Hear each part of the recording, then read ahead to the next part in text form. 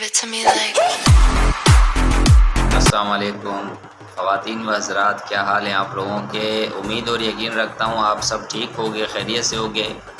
और जी अल्हम्दुलिल्लाह मैं भी ठीक ठाक हूँ, मज़े में हूँ। और टन टनाटन जिना के बाद जो है मेहंदी हसन के शागिर्द के बाद, तो ये बड़े मज़ेदार कल के किस्से थे जो आप दोस्तों को, आप सब लोगों को मैंने सुनाए। और आज बात कर लेते हैं जो है वो दिलीप कुमार साहब की। और दिलीप कुमार जो है वो बहुत बेहतरीन एक्टर हैं। और उनका एक वाक़या है जो हकीकत पे मबनी सच्चा वाक़या है, वो मैं आज आप दोस्तों को बताना चाहूँगा। और ये वाक़या ख़ुसूसन अगर हिंदुस्तान के मेरे दोस्त मुझे देख रहे हैं तो ख़ुसूसन उनके लिए है, और गैर ख़ुसूसन तौर पे जो है वो पाकिस्तानियों के लिए, या यूँ कह लें कि पाकिस्तानियों के लिए भी ख़ुसूसन ही तौर पे ये वाक़या है।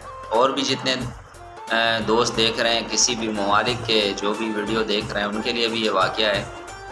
और अंग्रेज़ तो अंग्रेज़ हैं, मैं उर्दू में बात कर रहा हूँ, तो इंग्लिश में तो ये है नहीं कि वो उसको समझ सकें कि इंग्लिश में जो है ये क्या बता रहा है। तो बहरहाल वो उसको समझ नहीं सकेंगे, पर फेस एक्सप्रेशन से वो शायद जान सकेंगे यार कोई अच्छी बात कर रहा है, कोई अच्छी चीज़ कर रहा है। तो बहरहाल आते हैं जी उस किस्से की तरफ। तो आज मैं ये किस्सा आप दोस्तों को सुनाने जा रहा हूँ। तो दिलीप कुमार साहब, ये भी एक दफ़ा का ज़िक्र है। तो एक दफ़ा का ज़िक्र है कि दिलीप कुमार जो है वो एक डायरेक्टर के पास गए। तो डायरेक्टर ने उनको कहा कि एक उसने जुमला लिखा, और वो जुमला लिख के डायरेक्टर जो है बैठे थे। तो दिलीप कुमार साहब आए, तो डायरेक्टर ने सलाम दुआ के बाद बैठे। तो दिलीप कुमार साहब ने डायरेक्टर से पूछा कि आप इतने परेशान क्यों बैठे हुए हैं। तो उसने डायरेक्टर ने उनको जवाब दिया कि यार मैं इसलिए परेशान हूँ कि ये जो मैंने डायलॉग है इसका, तो ये डायलॉग की डिलीवरी समझ में नहीं आ रही कि ये डायलॉग की डिलीवरी, इसकी अदायगी जो है वो किस किस अंदाज में हो सकती है। दिलीप कुमार साहब ने कहा कि ये तो कोई मसला नहीं है। और उन्होंने कहा अच्छा ये मसला नहीं, उन्होंने कहा कोई मसला नहीं है, आप मुझे डायलॉग दें। उन्होंने दिलीप कुमार साहब को डायलॉग दिया, और दिलीप कुमार साहब ने तकरीबन 38 या 41 अंदाज में उस डायलॉग की डिलीवरी की, और वो डायलॉग जो है बोल के बताया डायरेक्टर को। तो उस पर वो डायरेक्टर भी हैरान हो गया, और दिलीप कुमार साहब को कहने लगा कि यार वाकई आप 10 जो है वो एक्टर हैं कि इतनी 38 और 41 डायलॉग डिलीवरियाँ बताना, तो ये कमाल की बात होती है। और जो है ये जो पुराने हमारे जो भी हीरोज़ गुज़र चुके हैं और जो ज़िंदा हैं, ये उन लोगों के कमालात थे। और आज जो हमारे हीरोज़ काम कर रहे हैं हमारी इंडस्ट्रियों में, तो बस अल्लाह ही हाफ़िज़ है उनका।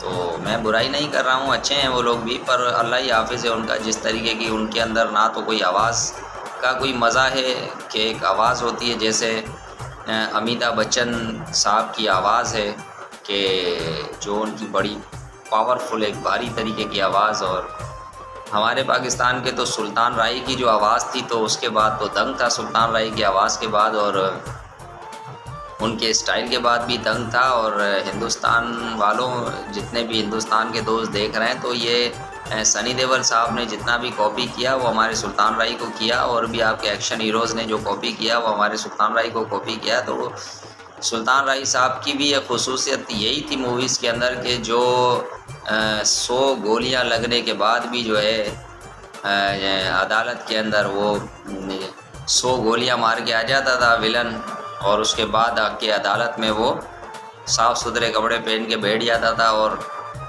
कहता था कि बस जज साहब अब देखें। तो जज साहब परेशान हो जाते थे कि भाई जो है वो, भाई मुजरिम कहाँ है, मुद्दई कहाँ है। तो वो मार के आ गए उसको, मुद्दई को। तो थोड़ी देर के बाद सुल्तान राय साहब वहाँ पे खून में लथपथ हो गए और अदालत के अंदर आ जाते थे, और जज साहब जो है आके वो पहुँच जाते थे। तो एक सुल्तान राय का भी किस्सा मुझे याद आ गया, मैं आप लोगों को बता देता हूँ। बड़ा मज़ेदार किस्सा है सुल्तान राय साहब का। तो वो मैंने एक बहुत पुरानी एक मूवी देखी थी सुल्तान राय साहब की। तो वो मूवी मुझे याद नहीं उसका नाम वगैरह मूवी का, पर उसका बड़ा मज़ेदार किस्सा है कि वो विलन जो है वो घर तोड़ने के लिए क्रेन 2 क्रेनें लेके विलन आ जाता है घर तोड़ने के लिए सुल्तान राय साहब का। अब जी विलन के साथ बहुत सारे लोग होते हैं और वो आ जाते हैं सुल्तान राय साहब का घर तोड़ने के लिए। तो अब सुल्तान राय साहब के घर में उनकी माँ होती है और उनकी माँ इधर इधर परेशान और हो के वो जो है पुकारती हैं कि ओ मेरे पुत्रा, तू कित्थे रह गया मेरे पुत्रा। तो इतना उनकी माँ कहती हैं। और दिखाते हैं दूसरे सीन के अंदर के लंदन के अंदर जो है वो घोड़े के ऊपर ऐसे करते हैं सुल्तान राय साहब, उनको पता चल जाता है और लंदन से वो घोड़े पे टिकड़िक आ जाते हैं और वो वहाँ लाहौर के अंदर पहुँच जाते हैं और आगे जो है वो दोनों जो है क्रेनें होती है उसके आगे आगे खड़े हो जाते हैं। तो फिर दिखाया आगे सीन में दिखाया कि जो क्रेन चलाने वाले ड्राइवर होते हैं वो देखते हैं यार इतनी स्पीड दे रहे हैं भाई, ये चल क्यों नहीं रहा, घर टूट क्यों नहीं रहा, स्पीड दे रहे हैं। तो आगे फिर थोड़ी देर के बाद जो देखते हैं तो वो सुल्तान राय साहब दोनों क्रेनों को ऐसे पकड़ के खड़े होते हैं और क्रेन के इंजन फेल हो जाते हैं। तो ये हमारे सुल्तान राय के अलावा जो है दुनिया में कोई एक्टर इस तरीके के एक्शन और स्टाइल वो नहीं कर सकता। तो बहरहाल ये उन दोस्तों के लिए नाराज़ नहीं होना, हकीकत है कि हमारे ये एक्शन जो आपके सनी देओल और इन्होंने सीखे ये हमारे सुल्तान राय साहब से सीखे। अच्छा जी, उसके बाद ये तो हो गया सुल्तान राय साहब का अच्छा किस्सा। तो मैं इस बात पे था कि आवाज़ जो है आजकल के जो हमारे न्यू हीरोज़ हैं, चाहे वो हमारे पाकिस्तानी हैं या जो वो इंडिया के हीरोज़ हैं, उनके अंदर वो हीरोपन नहीं है, वो स्टाइल नहीं है, वो मज़ा नहीं है कि जो पुराने ओल्ड तरीके के हीरो में हुआ करता था। और वो बड़ा मज़ेदार एक स्टाइल, जैसे हमारे चॉकलेटी हीरो पाकिस्तान के मशहूर तरीन चॉकलेटी हीरो वहीद मुराद, और उनके जो बालों का स्टाइल था और उनके बात करने का जो स्टाइल था वो बड़ा ही दिलचस्प और बेहतरीन स्टाइल था।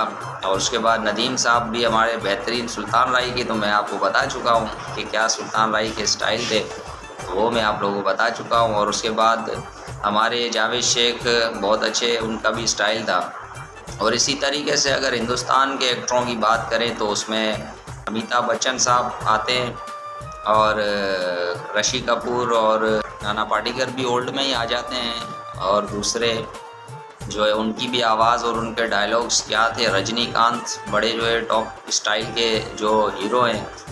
और दूसरे ऋषि खन्ना और राजेश खन्ना का स्टाइल बड़ा प्यारा था और उनके बात करने का उनका भी अंदाज़ बड़ा बेहतरीन था, डायलॉग डिलीवरी। और दिलीप कुमार साहब का तो मैं किस्सा आप दोस्तों को बता ही चुका हूँ कि दिलीप कुमार बड़े ही बेहतरीन एक्टर थे। तो जी बहरहाल मैं तो इन डायरेक्टर से यही कहना चाहूँगा जो भी हमारे पाकिस्तान के हैं और हमारे हिंदुस्तान के डायरेक्टर्स हैं और भी जिन मुल्कों के अंदर डायरेक्शन कर रहे हैं, उनको बराए मेहरबानी हीरो और हीरोइन के अंदर कोई तो स्टाइल होना चाहिए, तो उठाओ उनको और उनको जो है फ़िल्म में लेके आएँ, बकाया जस्ट जिस्म दिखाने के लिए और इसके लिए ना लेके आएँ। ये मेरी एडवाइस है, दोस्ताना अपील है आप लोग के सवाल के ऊपर जो मैं आप दोस्तों से पूछने जा रहा हूँ। मेहरबानी करके आप लोग कमेंट कर दें और कुछ तो बता दें हमें भी कि जो है वो जो भी सवालात होते हैं उस पर कुछ तो आप भी अपनी राय दे दें। इतना दिमाग आप लोगों के पास है, उस दिमाग को जो है वो फालतू ना रखें। कमेंट कर दें, लाइक कर दें, सब्सक्राइब शेयर कर दें, इतना तो कुछ कर दें। आज के सवाल पे आ जाते हैं। तो ये सवाल है मेरा पुनर्जन्म के हिसाब से।